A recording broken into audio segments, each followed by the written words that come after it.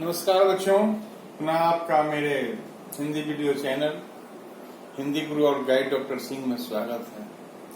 बच्चों, आज इस वीडियो में मेरी चर्चा का विषय है उद्देश्य विशेषण तथा विधेय विशेषण में अंतर। खासतौर से विशेषणों का प्रयोग विशेष से पहले भी होता है, बाद में भी होता है। विशेषण का प्रयोग उद्देश्य के अंतर्गत होता है, विधेय के अंतर्गत भी होता है, लेकिन दोनों ही स्थितियों में विशेषण का प्रयोग बिल्कुल ही उचित है, परंतु उसे अलग अलग नामों से जाना जाता है। और इसी कड़ी में आज हम इस बात की चर्चा करेंगे कि आखिर विशेषण का प्रयोग यदि इन दोनों स्थितियों में होता है तो उसे क्या कहते हैं और क्यों कहते हैं। क्योंकि व्याकरण में बच्चों ये जानना जरूरी है कि आखिर यदि वाक्य में कुछ परिवर्तन हो रहा है तो उसका आधार क्या है। आंख बंद करके इन बातों को हम नहीं स्वीकारते, बल्कि उसका तार्किक विश्लेषण किया जाता है और इस विश्लेषण के आधार पर हम निष्कर्ष पर पहुंचते हैं कि क्या वह उचित है या नहीं। तो यहाँ विशेषण के अंतर्गत इन बातों की चर्चा जारी है, जिसमें हम उद्देश्य विशेषण की चर्चा करेंगे तथा विधेय विशेषण की चर्चा करेंगे। बच्चों, हम जानते हैं कि विशेषण क्या है। वैसे शब्द जो संज्ञा और सर्वनाम की विशेषता बताते हैं विशेषण कहे जाते हैं। ये आपने पहले भी सुना है, महज चर्चा हो रही है, इसलिए जानकारी के लिए मैंने आपको बता दिया, लेकिन आप बखूबी जानते हैं। यहाँ ऐसी जो स्थितियां कुछ आती है जहाँ पर बच्चों में थोड़ी अस्तव्यस्तता देखने को मिलती है, कहीं न कहीं विचलित होते हैं और निर्णय नहीं कर पाते कि आखिर कौन सा भेद कहा जाए और क्यों कहा जाए। जो आपकी शंका है, जो उसी का समाधान करने के लिए मैं यहाँ उपस्थित हुआ हूँ। इस चर्चा के दौरान आप बने रहें और बखूबी इस बात को समझने का प्रयास करें कि आखिर उद्देश्य विशेषण क्या है और विधेय विशेषण क्या है। जैसा कि मैंने बताया कि उद्देश्य विशेषण यानी वैसे विशेषण जो हमेशा विशेष्य से पहले आते हैं, उन्हें हम उद्देश्य विशेषण कहते हैं।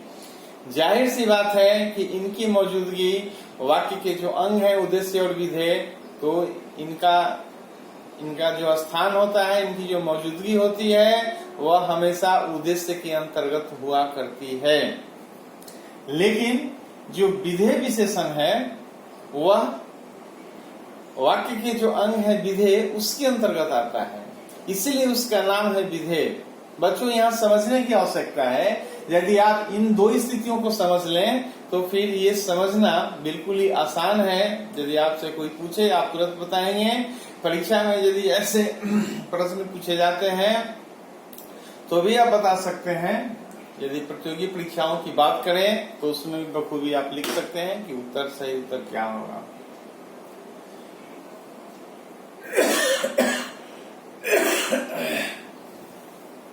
चलते हैं बच्चों आगे। जैसे यहाँ मैंने कुछ उदाहरण दिए हैं जिसके माध्यम से ये बातें स्पष्ट हो जाएंगी कि आखिर उद्देश्य विशेषण क्या है। जैसे कि काला कुत्ता, सफेद घोड़ी, अच्छी लड़की। यहाँ गौर करने वाली बात है बच्चों कि कुत्ता से पहले काला शब्द आया है, घोड़ी से पहले सफेद शब्द आया है और लड़की से पहले अच्छी। ये जो तीनों पद हैं ये विशेषण हैं, क्योंकि इनकी विशेषता बता रहे हैं। जाहिर सी बात है कि मैंने भी बताया था कि वैसे विशेषण जो विशेष्य से पहले आते हैं उन्हें हम उद्देश्य विशेषण कहते हैं। ऐसे में कुत्ता से पहले काला, घोड़ी से पहले सफेद, लड़की से पहले अच्छी, ये तीनों विशेषण उद्देश्य विशेषण के अंतर्गत ही आएंगे। क्योंकि ये बिल्कुल स्पष्ट है बच्चों कि ये विशेष से पहले प्रयुक्त हो रहे हैं और इनका स्थान हमेशा वाक्य का जो अंग है वह उद्देश्य के अंतर्गत ही आएगा। जैसे कि दूसरा उदाहरण लें, आपकी साड़ी सुंदर है, वह बहुत बेईमान है, गुलाब नीला है। तो यहाँ पर खूबी आप देख रहे हैं कि साड़ी के बाद है सुंदर, यानी क्रिया से पहले आया है। यहाँ भी क्रिया से पहले है, यहाँ भी क्रिया से पहले है। तो यह जो हिस्सा है निसंदेह विधेय के अंतर्गत आता है। और मैंने यहाँ भी बताया था बच्चों आपको कि जब विशेषण का प्रयोग विधेय के अंतर्गत होता है तो वह विधेय विशेषण कहलाता है। जाहिर सी बात है कि इन स्थितियों में विशेषण का प्रयोग निसंदेह विधेय के अंतर्गत ही आता है, इसलिए इन्हें हम विधेय विशेषण कहेंगे। कोई परेशानी नहीं होनी चाहिए बच्चों आपको। बिल्कुल मैं इत्मीनान से ये बताने का प्रयास कर रहा हूं कि आखिर उद्देश्य विशेषण और विधेय विशेषण में क्या फर्क है। पुनः एक बार मैं इसकी पुनरावृत्ति करूं कि यहाँ मैंने कुछ उदाहरण दिए हैं जहाँ कुत्ता से पहले काला, घोड़ी से पहले सफेद और लड़की से पहले अच्छी। ये तमाम जो स्थितियां हैं उद्देश्य विशेषण की है। क्यों है? क्योंकि इन विशेषणों का प्रयोग विशेष्य से पहले हुआ है, संज्ञा से पहले हुआ है। जबकि दूसरा उदाहरण आपके सामने मैंने रखा है, आपकी साड़ी सुंदर है और बहुत बेईमान है, गुलाब नीला है। यहाँ जो ये तीन विशेषण का प्रयोग है ये विधेय के अंतर्गत आते हैं, इसलिए इनका नाम विधेय विशेषण है।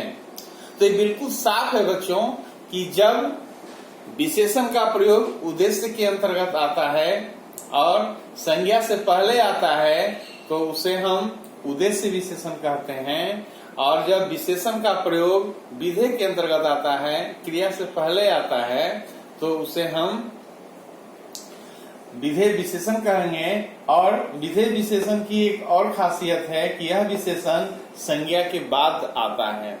गौर करने वाली बात है, इस क्लू को भी आप याद रखें कि यहाँ संज्ञा से पहले विशेषण का प्रयोग है और यहाँ संज्ञा से बाद विशेषण का प्रयोग है। तो दोनों ही स्थितियां बिल्कुल अलग अलग है, जिसमें हम विस्मृत नहीं हो सकते, हमें कोई परेशानी नहीं हो सकती। बखूबी हम देख रहे हैं, जान रहे हैं, समझ रहे हैं। और इस स्पष्टता के लिए मैंने यहाँ पर दो उदाहरण और चुना है। काला घोड़ा, जाहिर सी बात है कि पहले में घोड़ा से पहले काला विशेषण आया है, और जैसा कि मैंने बताया कि जब विशेष्य से पहले विशेषण आए तो उसे हम उद्देश्य विशेषण कहेंगे। और घोड़ा काला है, यहाँ देखिए घोड़ा विशेष्य है, उसके बाद विशेषण आ रहा है। और ठीक यहाँ पर क्रिया है, क्रिया से पहले भी आ रहा है, इसलिए यह विधेय विशेषण है। तो आपने देखा कि दोनों वाक्यों में किस तरह विशेषण की स्थितियां बदल रही है, उसका स्थान बदल रहा है और उसका नामकरण भी बदल जाता है। इसलिए इस पर गौर करने की आवश्यकता है बच्चों। हमें जानने की आवश्यकता है कि आखिर कब उद्देश्य होगा, कब विधेय होगा। उद्देश्य का अभिप्राय ही है कि जब विशेषण उद्देश्य के अंतर्गत आता है। जैसा कि वाक्य के हम दो अंगों की बात करते हैं, नहीं, वाक्य के जो दो अंग हैं उसकी हम बात करते हैं, उसमें उद्देश्य आता है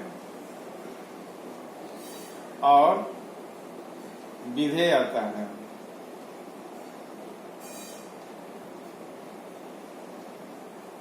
ये दो आता है नहीं। तो उद्देश्य के अंतर्गत कर्ता और कर्ता का विस्तार आता है, और कर्ता और कर्ता के विस्तार को छोड़कर जो शेष हिस्से आते हैं वे विधेय के अंतर्गत आते हैं। जाहिर सी बात है कि यहाँ इन स्थितियों में जो विशेषण प्रयुक्त है वह विधेय के अंतर्गत है, इसलिए हम विधेय विशेषण कहेंगे। और यहाँ उद्देश्य के हिस्से में है, यानी संज्ञा से पहले है, इसलिए इसे हम उद्देश्य विशेषण कहेंगे।